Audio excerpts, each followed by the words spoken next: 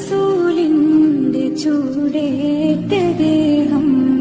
മലക്കുൽ മൗത്തിന്റെ വരവ് കണ്ടപ്പോൾ കിടുങ്ങി വേഗം പതിയെ പിടി